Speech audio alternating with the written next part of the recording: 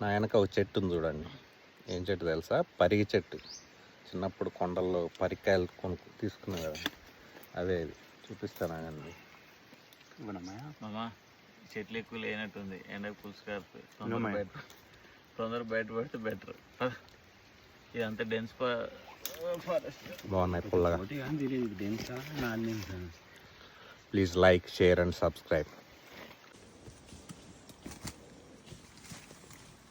నిన్న వాటర్ తక్కువ పెట్టుకున్నా, సో మధ్యలో కళ్ళు తిరిగా ఇట్లా. ఈరోజు ఫుల్ పెట్టుకున్నా, 4 లీటర్లు పెట్టా. నేను 1 లీటర్ పెట్టుకొని వెళ్ళా. Today we are going to Kandachari to Amedakelli peak.